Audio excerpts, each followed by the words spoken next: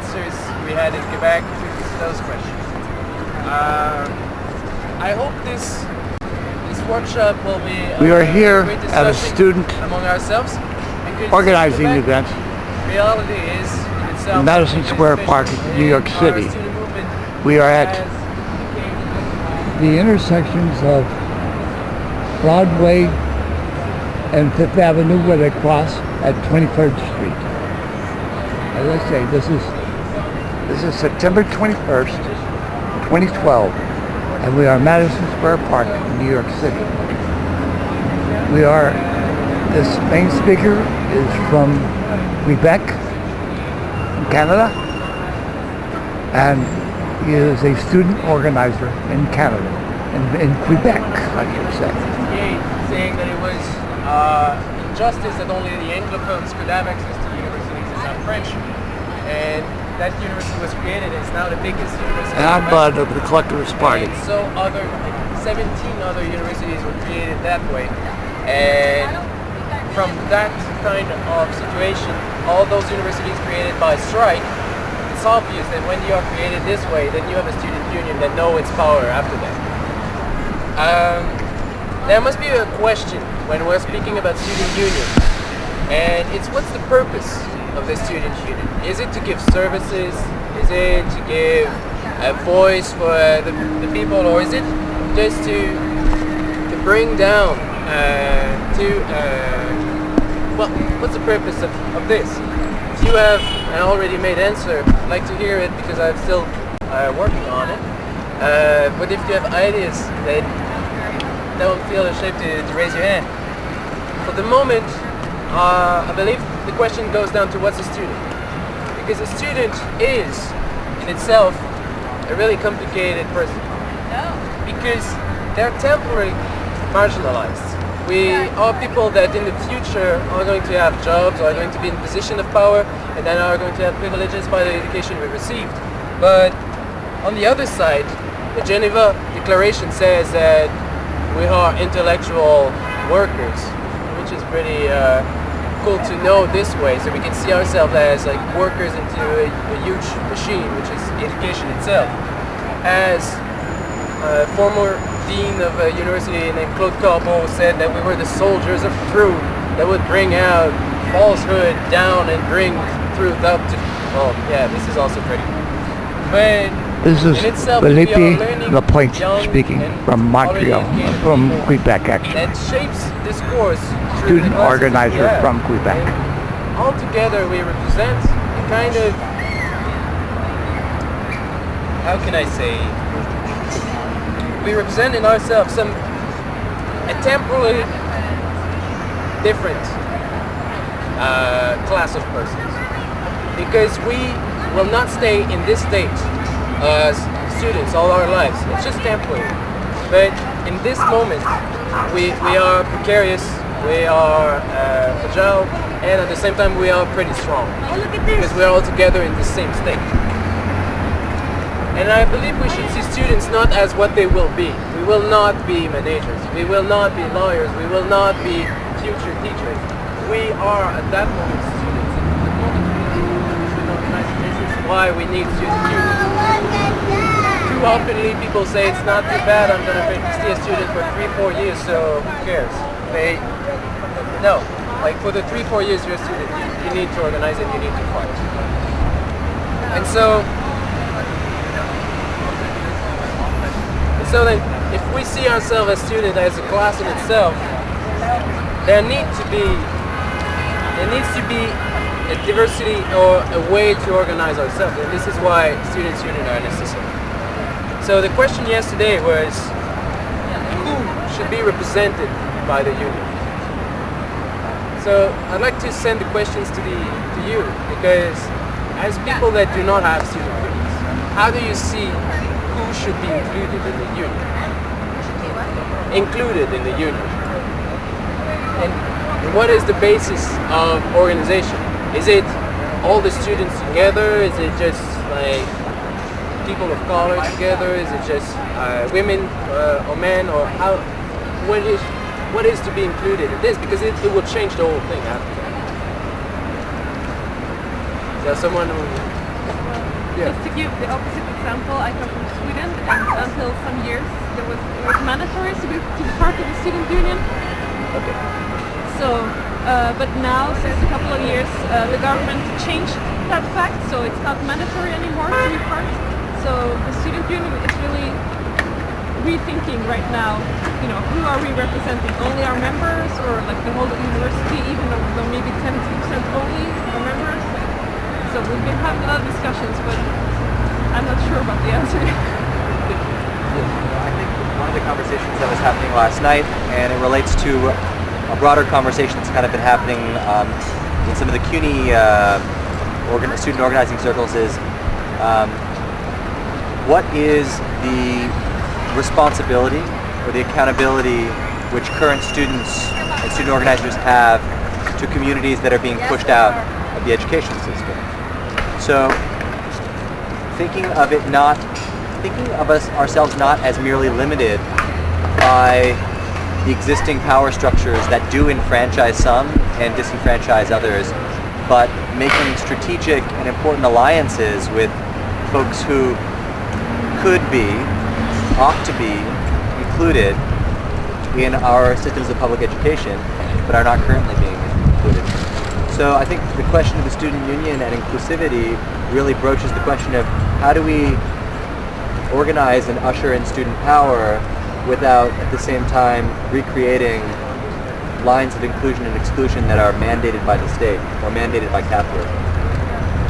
So that's kind of, I think, maybe some of the background, Philippe, to what some of these conversations were. Good. Well, so what we did in Quebec is that for first we organized ourselves among units, like human-sized units of people that were, for example, youth department.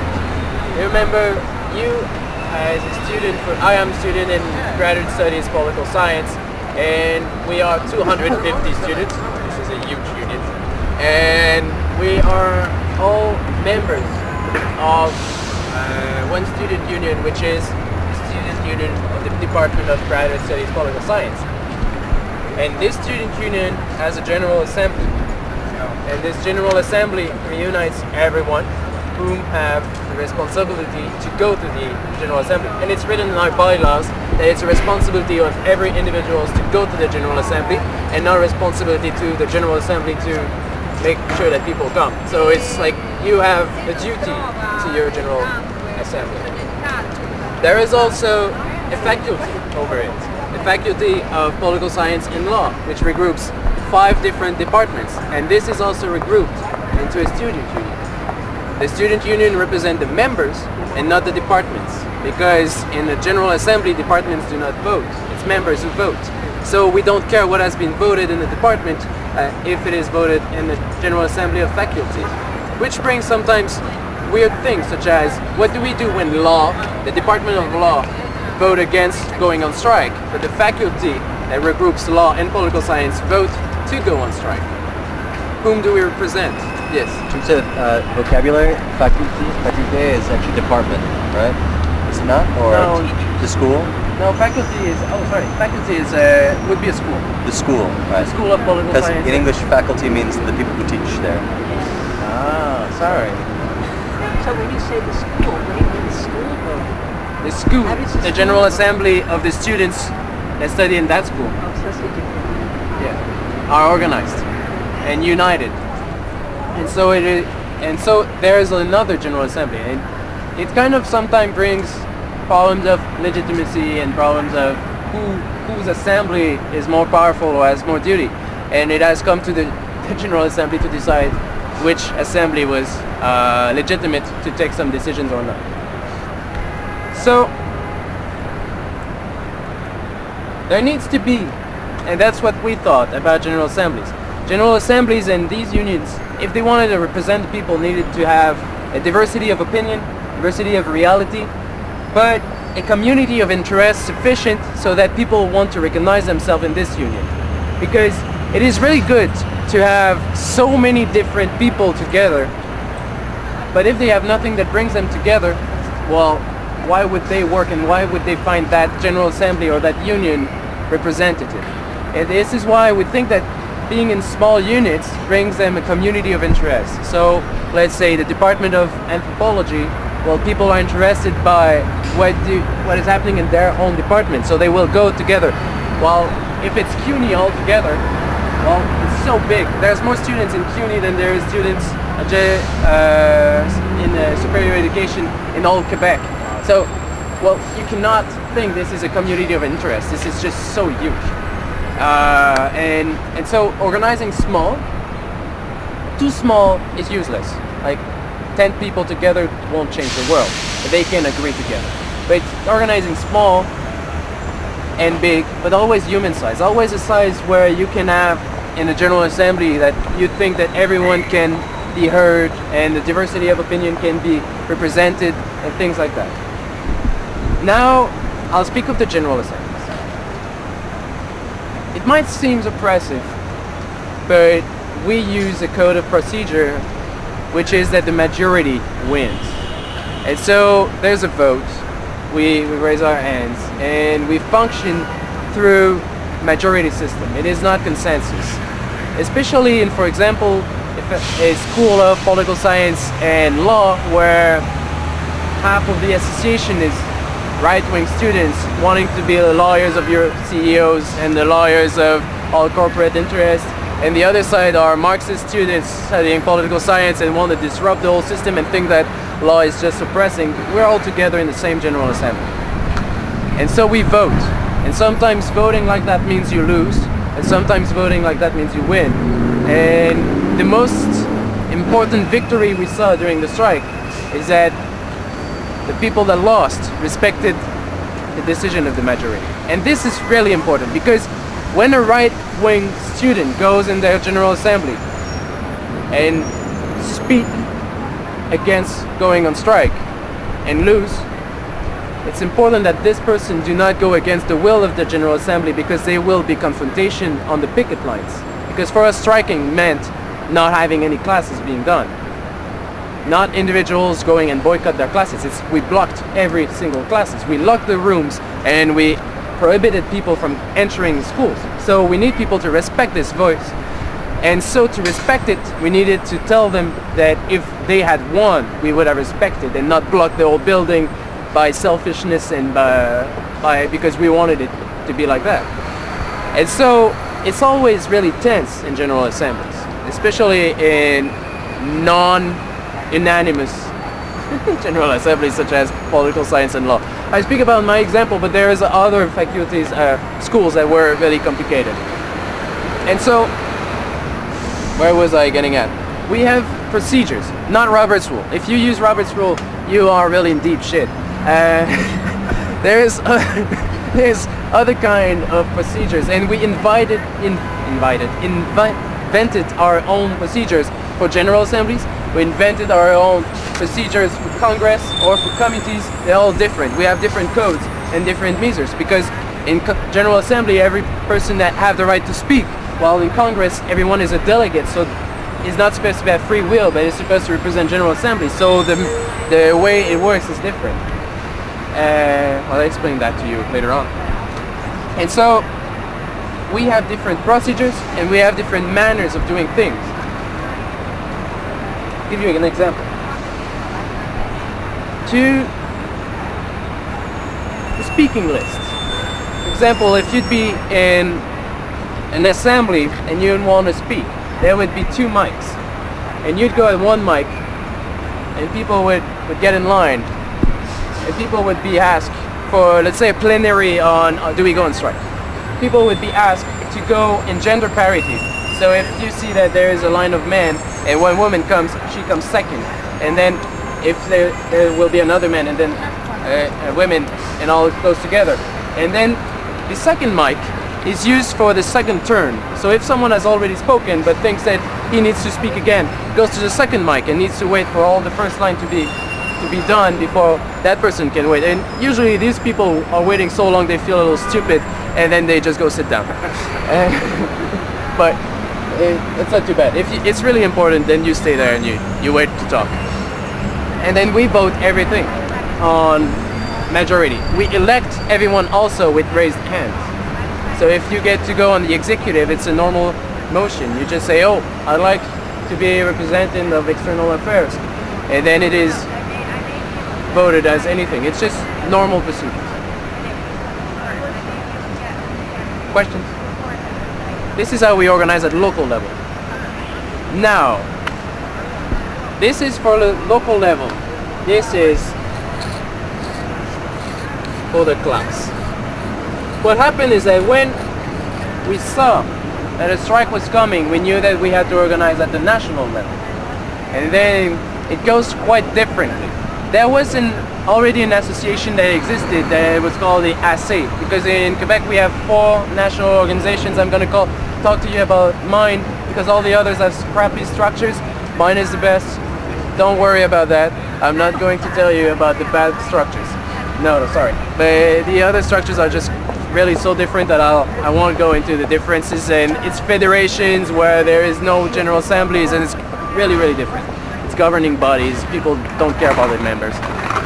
Anyway, so I'm from the class, and the class is born from the AC, which is Association de Solidarité Syndicale Étudiante, which you will translate by the Association of Solidarity between Syndicated Students. Thank you.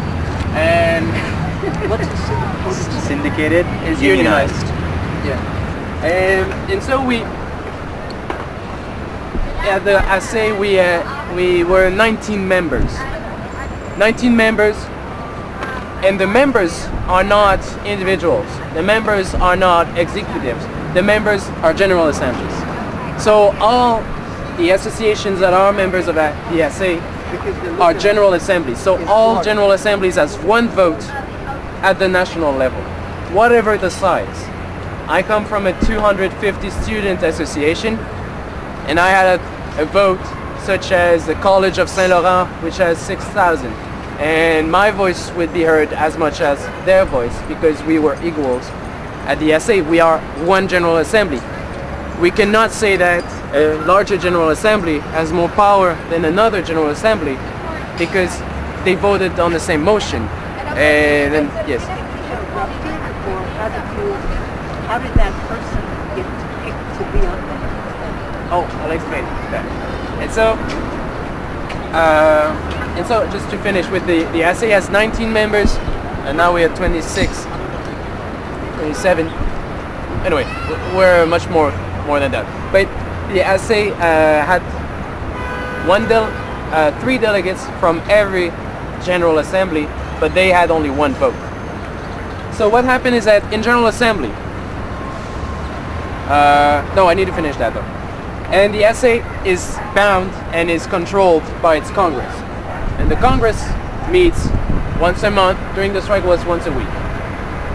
What happens is that every time there is going to be a Congress, we produce a workbook for the Congress where people would send their motions voted in General Assemblies and vote, and they would send it so that the other General Assemblies would know what are the debates that will come.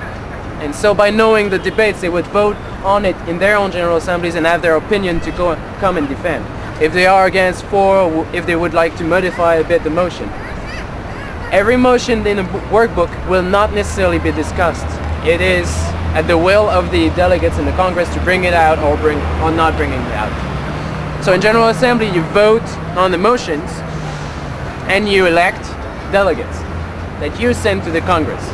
We recommend that there be 3 so that there is at least a diversity of person that can come, and if there is if people think that they have a mandate and the other thing they don't have a mandate on the delegation, at 3 they can decide if it's true or not. You understand? So so they come to the Congress and they vote. They do not represent their individuality. They represent their General Assembly. And this is utterly important. Because the people in the General Assemblies needs to know they have their hands. They needs to know that they have the control on what is being done at the national level. And you can't know how people are surprised when they realize that they voted a motion and this motion is being defended by the national spokesperson, which is called by all the media as the chief of the movement, because he speaks in the media, so necessarily he's the chief. but he has no power. He's just repeating what's being voted in the Congress. So what happens when you live in Saint-Félicien, which is 10 hours from Montreal, and you hear Gabriel Nadeau-Dubois, Jeanne Reynolds just defending the lines you had voted the week before, and then it's like, oh shit, I have an influence on national level, and I have influence on this little guy, and he's really little, by the way, so it's really this little guy, and then that happens to be really, really important for them. And you go in these really, really recluded places where they think having general assemblies is just a formality, and you say, no, you have a huge power, and this power gives the control to everything. And you remember when I said every GA has a vote? Well, in Saint-Félicien or in Matane, which are really, really recluded, they have associations of 300 people. And so for them, it would be useless to come to Montreal in congresses if their vote would be 1 and a Montreal university would have 5, because their voice would never be heard. So by being equals all together, it represents the whole regions of Quebec. And we are spread all around, so there is like a lot of colleges which are so small you'd even not know it's a college. The Congress votes on political issues and votes on directions and the plan of action, but they don't vote the details, because the details, well, we don't have time to lose on it. Sometimes you don't need to vote in Congress what will be the color of the banner for a march or things like that. So the Congress delegates mandates to the executive, to committees, and these will work out the mandates and go back to the Congress. So we had about 10 working committees. There is the newspaper committee that published a weekly newspaper. The women committee that was responsible to promote and coordinate the women committees in local associations. There was the information committee that was responsible of our website, in English it's stopthehike.com, by the way, and of all the pamphlets and posters and other things that were produced. There is the research committee that would write down the argumentary and do some research on aspects when we had to. There is the education committee, which I am now. It is doing workshops to help people if they had issues. So local assemblies would vote, oh, we'd need a workshop on how to organize direct action, and then we'd send someone. The mobilization committee that would travel all across Quebec to make sure that people are aware of the issues and that there is mobilization to go to the general assemblies and people attend them. There's the social struggle committee that would make links with other unions and other social movements. And finally, there's the regional councils that were made of small councils in different regions that the members would organize themselves, have a regional plan of action and bring them down to the COCO, so they would be the voice of the members on the coordination committee. All of them, all of the persons sitting on these committees are elected by Congress and elected by motions in General Assemblies. So they need to get the support of General Assemblies to be elected there. And these people are all volunteers. I'd like to say that in the class, no one receives $1 to be an activist. No one is paid. Your expenses may be repaid, but you don't receive a salary. And this is extremely important for us, as we do not want members, or we don't want activists to think there is a class of elite activists and there's them. It's that we are liberated from our local associations to do work at the national level, but we are not better than others. In fact, I must admit, I'm sure I would have more pleasure being in my local association than have spent the whole strike on the executive, where I had no voice, where I had no capacity of just bringing down my ideas, and I was kind of a slave. So, in Congress, the committees, the executive, and general assemblies have a way of speaking. We have turning points, and this is so complicated. Okay, so you have first gender parity. After that, you've got the members that speak. After the members that speak, there is the committees, then there is the executive, and then there is the non-members. And after that, there is first turn, second turn, third turn. So, when you raise your hand as a delegate, are you a man or a woman? That's the first question. If you are a man, you go in the line. We have a huge paper that large with all the options. So, you are a man, you go in the first column. If you are a woman, you go on the second side. After that, are you a member of an association? And if you are a member, have you spoken already? Is it your second turn or is it your third turn? If you are, after all, in a gender parity, after all the members have spoken, we can go to the committees. And then the committees that raise their hand, they go through all this. And after that is the executive. I can tell you that we've spent congresses, entire congresses at the executive table without having once the right to speak. Motions, when they are brought to Congress, you have the workbook, people read it, and then they say, okay, which motion I want to bring first. So it goes through the same way. Someone raises their hand and say, the first that raise their hand is the first to bring a motion. So we do not have like a hierarchy in motions or hierarchy in who can propose first. And ultimately the executive just never. And this is kind of a funny part though. Okay,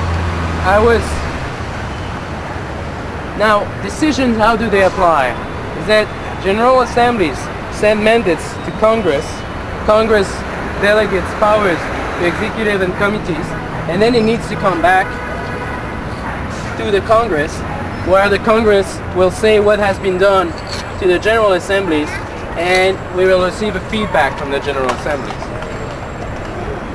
It is quite complicated, and I must admit it has been quite a hell to organize Congress every week in different spots of Quebec, because we never wanted to be in the same town twice so that we would represent everyone, but it worked. So now we had questions. So I explained to you these over the questions that we've been asked yesterday, but I'd like to send a discussion on how you wish to organize your student unions. Of course, I believe you're not ready for a national association of student unions or things like that, but at the local level we could speak of models. Do you have questions on how we organize? Yes. Yeah, I was just wondering if you could talk a little bit more about the relationship between your departmental student unions and the school's general assemblies.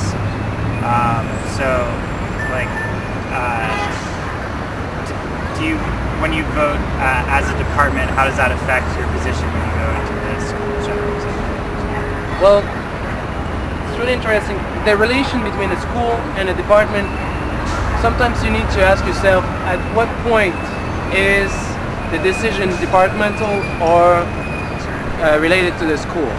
Because if you vote something in the department and then there's something else voted at the school level, your departmental executive or will have amended to you.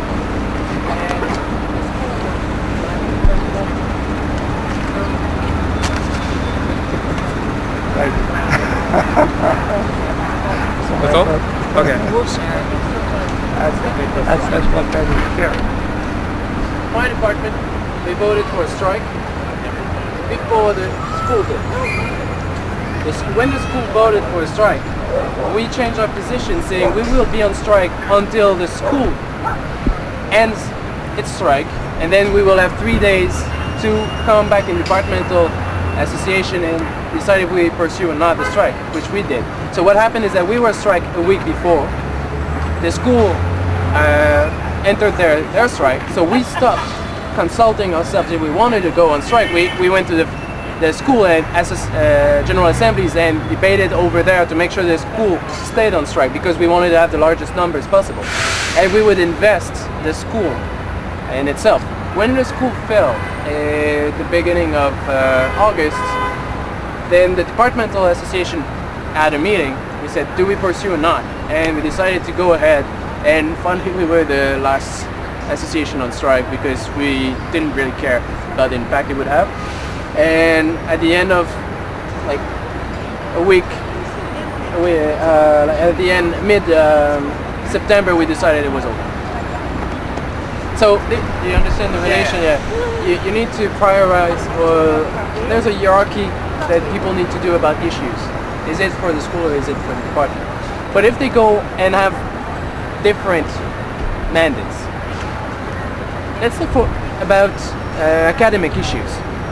If the school has a position to close down one department because it's not affordable or something like that, or because it do not represent the willing, but the association of this wants to defend its own, well, they will just fight over on this. And it's a debate where you need to respect every General Assembly. Yes? But Philippe, so then who is the member of CLASSE or ASSE? Is it the departmental association, or is it the faculté, the broader school? Or so, and each of these general assemblies, are they considered unions?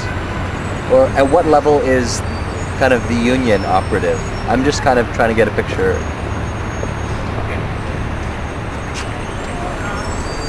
It's funny because my association is just like a good case study for everything. So the school association is named AFESPED, Association Facultaire des étudiants en sciences politiques et droit, and in it there is 5 associations which are law grad students, the mixed, and political science graduate.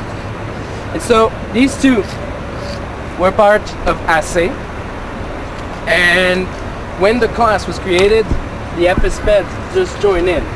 So the FSPED was part of the class, while the 2 departments were part of ASSE. So what do? Do you join in? How will it work? So what we did is, as you remember at the Congress, you have 3 delegates. So we had 1 delegate from all of them, and they represented the delegation of FSPED with a priority for political science and political science graduate studies. And so when they had to vote, if, for example, FSPED had a different position than the 2 of them combined, then the 2 would win to decide what would be the vote.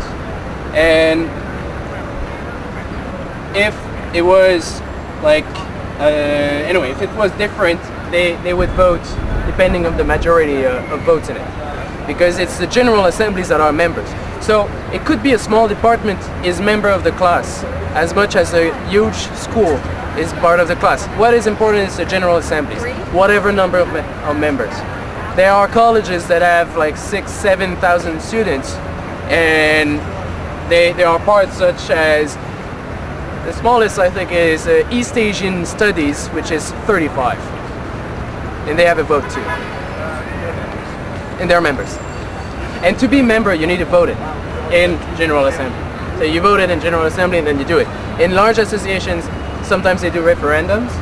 So they do a week referendum on the issue and things like that, but we do not promote referendums. We don't like this kind of thing. We like it when the debate is done and people vote having heard the debate.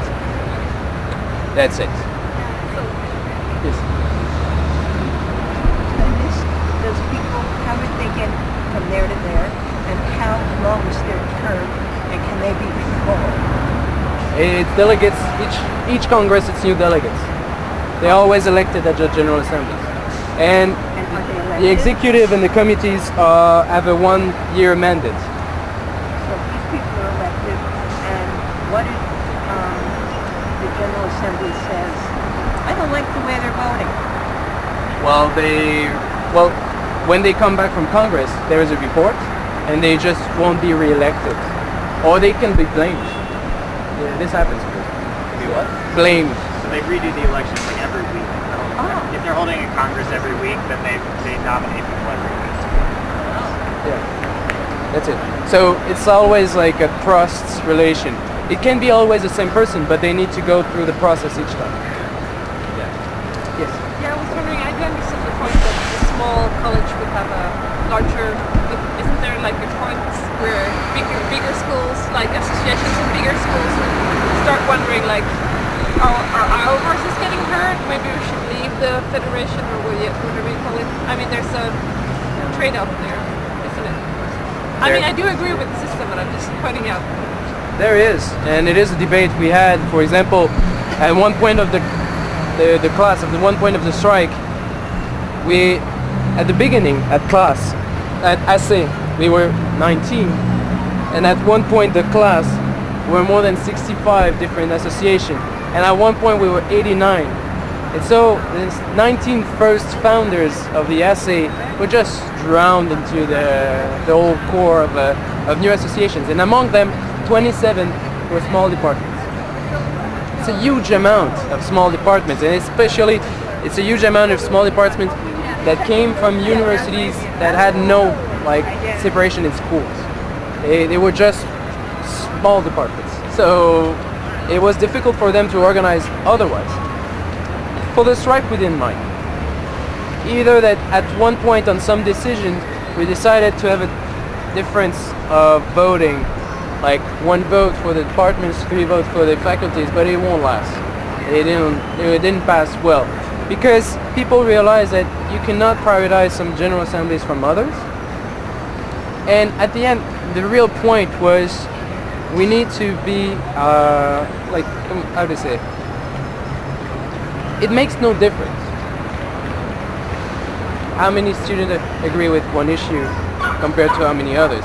What's important is how many people will defend it. Sorry. And so, how can I say that?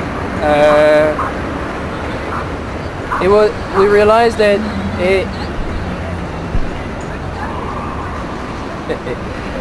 we realized that finally, in some regions, to be 300 or to be 5,000 in Quebec at the same weight. The 300 in Saint-Félicien maybe more weight in the balance than would have 5,000 in Montreal, which are drowned amount of huge amount of students. And so they were more important for us. The voice to be heard. It's like a minority. It would be a way of having gender parity. It would be like a size parity. Yeah. But so you're prioritizing the collective over the individual voice, right? Which makes sense. That is a good question, though. What do we do with the individual voice? Because, in all this, dissent is quite lost at the General Assembly level. I forgot something about the workbook. You know the workbook that we received to prepare the Congress? Well, individuals have the right. I'll sit back. Individuals have the right to write text and reflections and ideology pamphlets and send it and include it into the workbook. So individuals can still give their voice to debates we're going to have to the Congress, even though they're not delegates. And these texts are brought into the workbook. And so we had workbooks of 300 pages when we had a reflection of do we condemn or not violence, because everyone wanted to send their text and to be part of the discussion, even though there were no delegates. And this is good, because by sending it into the workbook, it would be sent to all the other associations. So the voice would be heard at the local level everywhere, and people could read it and to get a sense of what were the debates being done elsewhere. Because when you read a motion saying, we will not condemn violence, then why? You might vote yes or no, but you don't know why. So the reflection text or the would make a mirror of what was being done at the local level. Yeah, thank you. Yes. Text that passed after or before the vote? Thing is, we received a workbook at the local level so that people can read it before going in their own general assemblies and have the debate at the local level, and then they go to Congress with the decisions they've done, and at Congress we will have well, the result of those debates. Yeah. As far as transparency and inclusiveness, is this strategy that's been written and is online for any chance? As far as the whole point here? Well, our structure is on the website for sure. Even our minutes. You know, the police and the members could equally have access to our to our minutes and to our budget and to all the things. Everything is online. So you just need to go there and click and you'll have it. It's stoptheike.com. It's in French though. Well, Stop the Ike is in English, but the minutes are in French. You said everybody's a volunteer. Doesn't that privilege people who come from rich families in order to participate? What was the economics of the people who participated? As the executive and As everything. I mean, you said you could get expenses reimbursed, you could get something, but how does somebody participate who has to work a lot? So what was the class structure of the people who participated? And among the elected members, we had the gender parity. For the economical situation, most of us were poor students. Two lived with their parents, but the rest were in apartments. In the committees, it's more mixed because there's 100 persons, so I don't know all their conditions, but I can tell you from the executive we were 8, and most of us were poor, jobless students, but with a lot of loans. Yes. We received help sometimes from unions. We received help from, well, I must admit I haven't slept a lot at home during that time. I was always traveling and always somewhere else. And so traveling and getting into, let's say, village Alma or Saint-Félicien or elsewhere, the people would just receive me, pay my food, and that would be it. That would be their contribution to my poor life. But on the other side, yeah, I'm extremely indebted by it, and all the executive too. We just retired and now are working to be able to repay our involvement. It is extremely demanding to work in a structure like this, I must admit. And it is not so rewarding in overall after that for like an individual, how can I say, pecuniary way. And if you think, oh, and that's one thing too. This kind of thing excludes the careerist future prime ministers, or here we would say governors or presidents, because who wants to say they had no power during something that was so great? They want to have all the glory, do they? And so they do not go to our organization. There are the other federations, national federations, and they get all the bullshit careerist guys and girls. Yes. Kind of building on that question, I think it might be useful for us to understand how the funding of CLASSE or CLASSE actually works. Where do you get the money to, say, print the workbooks every week? Where do you get the money to keep a strike going for 7 months? Yeah.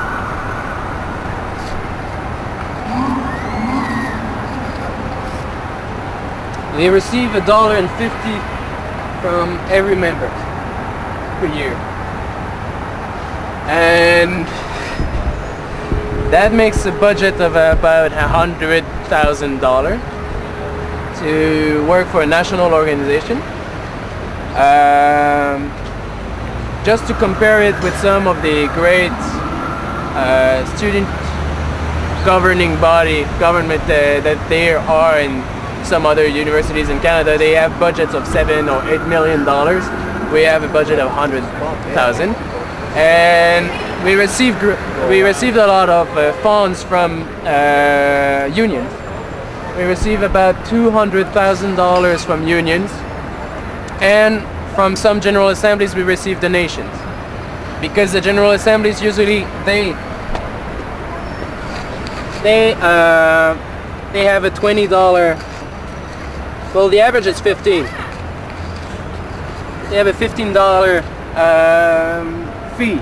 So students that are members, well, students that are represented, because they do not decide if they are members or not. So students that are represented pay around $15 per semester to their student union.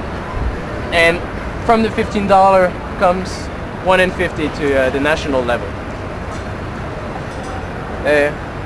Yeah, and most of the time we do not print the things. So the workbook, we would send it on internet, so the General Assembly would have the fees to to print the thing, because we don't have much resources.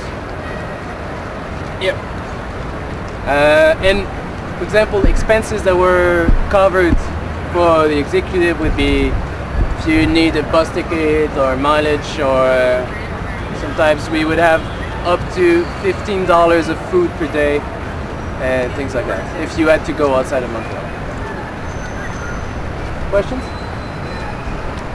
Yes. So this is like a really complex structure. I think for those of us who are trying to think about how to start a student union in New York right now, it'd be really awesome to hear about how CLASSE started, or even how the Great Student Union started in the 60s. Like, how do you go from having no student unions to having this complex of a structure? Yes. The CLASSE was created 11 years ago in opposition to NAFTA. We created ourselves from General Assemblies that already existed. So that would be like a step forward, and this is why maybe I won't talk so much about the history of CLASSE as of the history of General Assemblies. The General Assemblies were created in a position to, no, not in a position, but to put forward a struggle against inequality in education.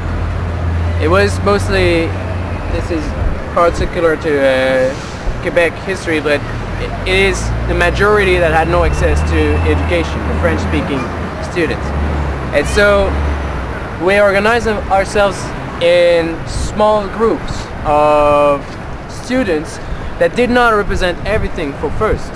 We wanted, of course, when you start something, you go with the people you know, and then you try to reach larger. So the history of student assemblies at the beginning were made a bit as we have here at Free U, with just mobilized activist students that want to go forward on an issue, but do not have the resources or do not have the structures to go inside something that exists already. So what they did is they created by themselves community of interest. So they went from departments to departments. These people organize themselves in solidarity. So the Department of Anthropology and the Department of, let's say, Communication would try to build associations of their own on each side, and would have their own bylaws, would have their own General Assembly, but would communicate to each other to be sure that what the work of one would do, the other would learn from it. And future member. And then they brought that all together, but it started with small departments that were already all mobilized. So if, of course, it's not a school of management that will be the first members of student unions. It is always literature. I don't want to be like categoric or try to do some caricature, well, to paint like a broad thing, but it seems to always be literature, humanities, philosophy, and history, sociology, and everything that goes first into the process of unionizing. And then, you know, you don't need to respect university structure. So let's say that 5 departments decided to go as a union. Well, they can do a confederation of their 5 association that is regardless of their school, regardless of the campus, or regardless of the structure the university used to separate different and create margins in between the students. And so the first national associations were created out of these departments that could talk to each other. And sometimes the mix seems weird.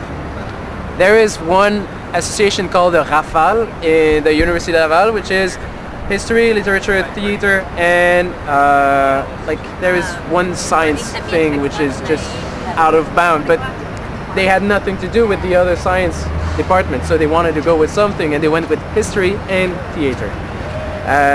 So the mix might be special, but it was really enriching for the students. And after that, well, people recognize themselves in struggle. They do not recognize themselves in statu quo. So you need to find something to fight for, and from there you show the legitimacy and the usefulness of an association.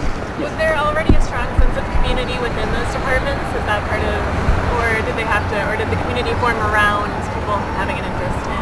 To be honest, they created their own universities because we did not have universities for French-speaking students. So it's, I wouldn't say. Okay. There were no departments. They created them. Okay. Yeah. And we had the luck at the time to create departments with faculties, the real word, that with faculties that were just graduated students. So they were kind of still in the gang, you know. Were really helpful in the process. That was in 1968. Yeah.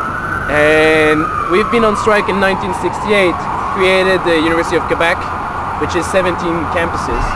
And after that, been on strike in 76, 78, 89, 96, 98, 2005, 2007, no, 2002, 2005, 2003, 7, 8, 9, and finally 2012. So we have a strong tradition of being on strike.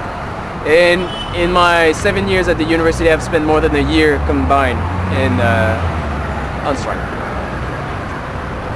Yeah, sadly. Go ahead. Have a question? Anyone? Commenter? Yes. I guess it should be on the third mic, but Oh, yeah, you were you're speaking. there. But I was just thinking, where I come from, there tends to be people like you who are really, really engaged, which is great, and also people who don't care at all about what's going on because they don't know what's going on.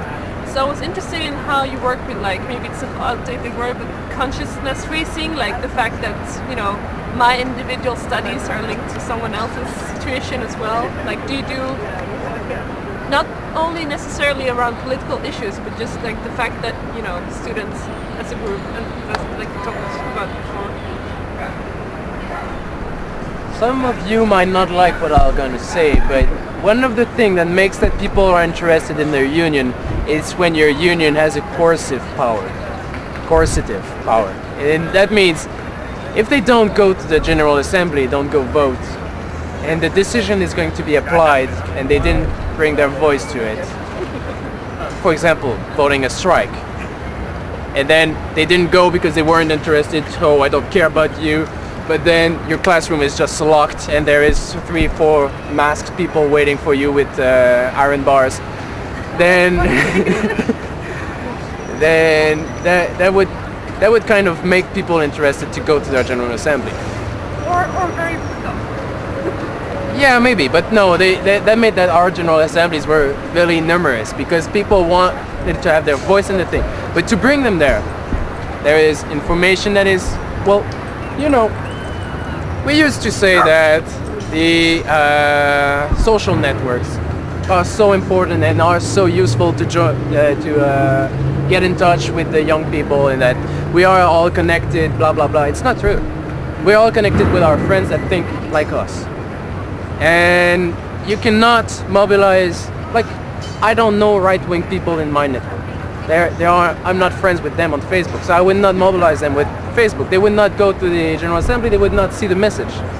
And so what we did, it was the old way. In the 19th century, we would print newspaper, we would print pamphlets, and we would wait for them at the entrance and give it to everyone. We would go in the cafeteria, we would go and talk to each single person sitting and having lunch, and if they would say they were not interested, we would say we are interested in what they think, and then we would talk to them, we would sit with them, we would eat with them, and that was how we did. And we did it for 2 years before the strike started. Yeah. increase. And we cannot ignore people because they are included in, and they will be affected by our decisions. Yeah. But the coercive or the legitimacy the General Assembly has is really important, because by preparing ourselves like that, then the day the decision was made, we would go and block a door, let's say. We would block the whole campus. But if the decision had been taken by 2,000 people, and we would block the campus, and we would be like 300 in front of the door, then when 3 or 5 people come in and say, hey, I do not respect your decision, well, it's just, hey, you Smurf, go away. Well, if it's the other way around, and we were just 5 in the assembly saying, why, we're going to strike, and we're trying to block a 40,000 student university, then I guess the 300 people that were not concerned will come in and say, hey, you Smurf, get out. And then they will pass. So legitimacy is gained also by the fact that the General Assembly is respected. Yes. They're coming because we're on fire. Let's go. I'm gonna project loud, okay? It's a great discussion that we're at right now, because there's this opinion about politics in this matter. I mean, I attended General Assemblies a year ago in Los Angeles. One thing that strikes me is the apoliticalness of particular individuals within a political movement. Somehow you have to you pretty much demonstrate that array. But yes, here in the United States, I haven't seen a technique or a strategy to bring in an individual that is apolitical into a political movement that is somehow useful. But it seems like people of Quebec have already figured out how to bring someone that is not politically charged yet, but wants to be at the General Assemblies. You know, so that's always been a mystery for me. You know, and can you elaborate a little more about that? There's many ways to bring people to have political concern, but I must admit I'm quite incapable of explaining your situation, as I've lived all my life in a place where we as French people do not feel included in everything that is made. We are like, there is expressions of saying we are like a class that is always dominated things. So might be culturally we have something different, but I'm not really sure of that. I believe there is something else, which is a tradition we have built on. So maybe you could just start a tradition. That would be great. But how do we do that? I don't know. Thing is, people here move a lot. Like, you're from Los Angeles. There are people that do not come from New York, are studying in New York. This university is filled with people that do not belong to this place of grown in New York. So maybe the objectives or what's happening in New York, they do not feel concerned by it. And I believe the mobility, which is really emphasized. Mobility between the thing that This tape is running out of time, so they just like spread all around the country, and you would have like a third of all the great intellectuals of Hawaii. I'm Bud, studying elsewhere. Collectivist Party. While in Quebec, where would we go? We're French.